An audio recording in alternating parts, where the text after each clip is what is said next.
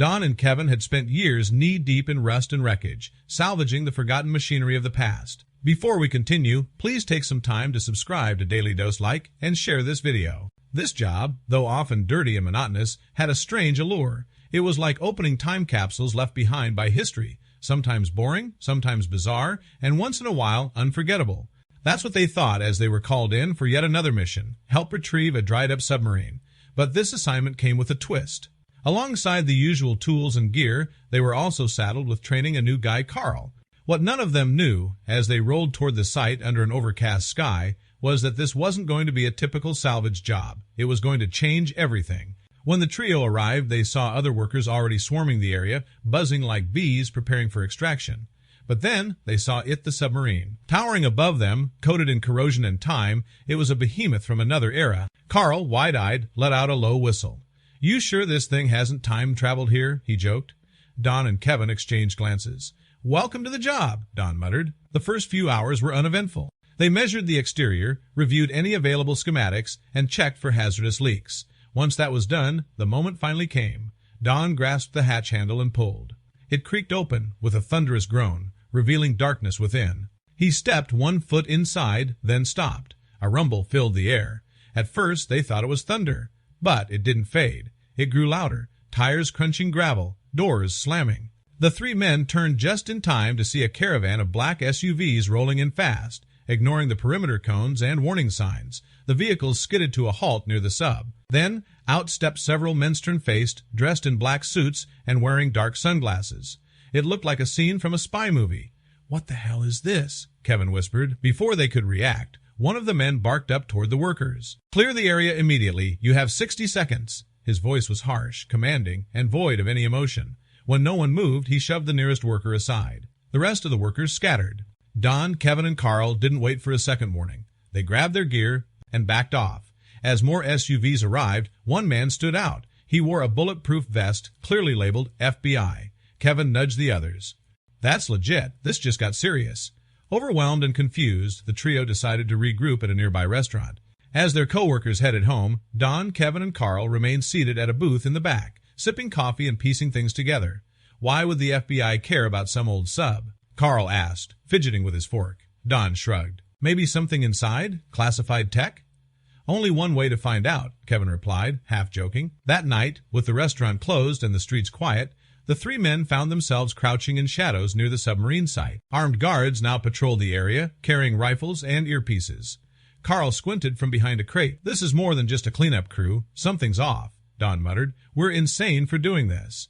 "You'll thank me later," Carl said with a wink. Before anyone could stop him, Carl melted into the darkness, creeping toward a row of parked cars. Seconds later, a loud alarm shattered the silence, blaring, flashing, echoing through the area. Guards rushed toward the noise. That was the signal. "Go, go, go," Kevin urged. He and Don sprinted toward the submarine, using the chaos as cover. In less than 30 seconds, they scaled the side and dropped into the dark hull through the open hatch. Inside, the air was stale, tinged with rust and salt.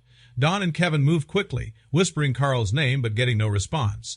The car alarm outside abruptly silenced. They were alone. They crept through narrow corridors and compartments, shining flashlights into rusted nooks and corners. The place was a ghost ship, but something didn't fit. In one compartment, they found modern food containers sealed, fresh, clean. Kevin knelt down and held one up. Someone's been here recently. Their nerves were high, but curiosity kept them moving. Then came the accident. Carl, having finally caught up, tripped over a loose rod. In trying to catch himself, he slammed into a desk. A sudden click echoed Dan. A section of wall slid open, revealing a hidden passage. "You guys seeing this?" he whispered. They followed Carl through the opening into a chamber that looked nothing like the rest of the submarine. The floor gleamed, the walls were pristine, and in the center of the room sat a small radio on a table, blinking. Kevin leaned over and twisted the dial. Static, thin voices. "Perimeter secure, boss. Civilians clueless." The trio froze. That voice was the man who'd confronted them earlier. Carl stepped back. "They're watching everything. We're being listened to." In the corner, another heavy door beckoned. They pushed it open to reveal a control room straight out of a spy thriller. Monitors covered the walls. Some showed satellite maps. Others streamed live footage of homes, streets, even bedrooms. "This is surveillance," Kevin muttered. "Illegal surveillance." As they looked around, Carl found something on a table, a plain folder thick and old-fashioned.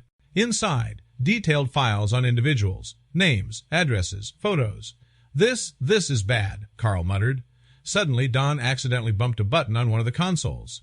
Alarms exploded into life. Red lights pulsed. The submarine echoed with the sound. Then the radio crackled. "They're inside. Move in now." "Move!" Don shouted, grabbing the file and motioning to the others. Carl and Kevin didn't hesitate. The three bolted through the passageway they'd come from, now glowing red from the alarm lights. Sirens shrieked behind them as they weaved through the narrow, echoing halls of the submarine. Every second felt like an hour. They finally burst into the first compartment. The exit was just ahead. Don scrambled up the ladder, with Kevin close behind. Carl followed last, still clutching the folder to his chest. As Don opened the hatch, a burst of cold night air hit him in the face. But just as they emerged onto the dock, they heard boots hitting metal. "Entering the submarine now, sir." The three men didn't wait. They dashed across the gravel lot toward their car, lungs burning, hearts pounding. Kevin fumbled the keys, but finally got the door open. The car peeled away just as more SUVs appeared from the far end of the lot. No one followed. Not yet. Back at their company's office, the adrenaline began to fade, replaced by silence and dread. Kevin laid the folder on the table and slowly opened it again. Inside were photos, maps, surveillance, notes, highly detailed information about dozens of people. Some names looked familiar: local politicians, business owners, even police officers. "What is this? Some kind of hit list?" Don asked, wide-eyed. Carl was quiet. Then he spoke. "I haven't been completely honest with you guys," he said, his voice low and serious. Kevin and Don turned to him. "I'm not just some new recruit. I work with the CIA." The room went silent. Carl took out a black ID badge and placed it on the table. The agency seal was unmistakable. "I was sent to monitor strange activity around the salvage site. We'd been tracking a covert organization, private, deadly, and extremely secretive. We didn't know what they were using the submarine for until today." Don stared at him. "So, this was a setup?" Carl nodded. "I was supposed to observe, not interfere, but when the imposters showed up pretending to be FBI agents, I had to act." Kevin rubbed his face, overwhelmed. "And now we're involved." Carl looked at them both. "I'm sorry, but you helped uncover something huge. Those weren't just thugs, they're part of a much larger operation. The submarine was being used as a covert surveillance hub. They were spying on politicians, journalists, even law enforcement." Kevin stood up. Wait, back up. What do you mean they were pretending to be FBI?" Carl replied, "That vest you saw? Fake. The real FBI doesn't storm salvage sites without notifying local law enforcement. These guys wear fake uniforms, carry forged credentials, and silence anyone who gets too close." Don's eyes widened. "We were that close to getting silenced." Carl gave a grim nod. "But we're not done. That file you grabbed, that's what they were guarding. It's our leverage now." As if on cue, Carl's phone buzzed. He checked the screen and stood up quickly. "They know. We need to move." They jumped into Don's truck and sped across the empty streets toward a secure FBI rendezvous point Carl had arranged in case things went south. As they approached the docks again, helicopters roared overhead. Real ones this time. "Black, unmarked, but official," Carl pointed up. "That's our backup." Multiple armored trucks and black vans swarmed the salvage site. Dozens of real FBI agents surrounded the submarine with flashlights and tactical gear. Carl led the operation from the ground, quickly briefing the agents on what the trio had found.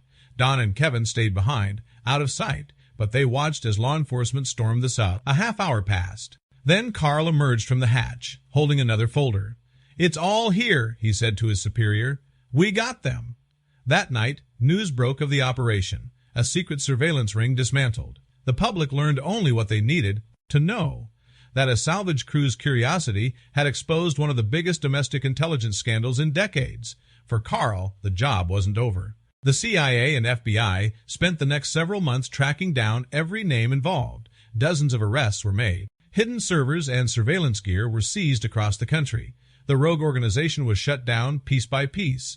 Kevin and Don tried to return to normal life, but things weren't the same. Local newspapers hailed them as accidental heroes. Friends and family couldn't stop asking questions. At first, they refused to talk. But eventually, they realized something important. What they discovered mattered. It had saved lives, stopped crimes, and revealed a network of corruption that would have otherwise remained hidden. Then came the call. A documentary filmmaker reached out, interested in telling their story. "You guys are legends," she said over the phone, "and the world needs to hear what happened." Don and Kevin met with her weeks later, this time beside the now famous submarine. The vessel had been cleaned, sealed, and donated to a local museum. It would serve as a stark reminder of what had taken place. Standing beside it, they watched as visitors peeked into the hatch and read plaques about the secret operation. Cameras clicked, children asked questions, and Carl now working abroad sent a message of thanks from overseas. Later that evening, Don and Kevin sat quietly at the museum cafe, watching people walk by the submarine exhibit that had once nearly cost them their lives. What was once a rusting, forgotten relic had become a symbol of bravery, of truth, and of how ordinary people could uncover extraordinary secrets. "I still can't believe we were part of all this," Kevin muttered, sipping his coffee. Don chuckled softly. "I just wanted to finish a salvage job." They both laughed, the weight of the past few months finally lifting. Their story, once a secret, now belonged to the world.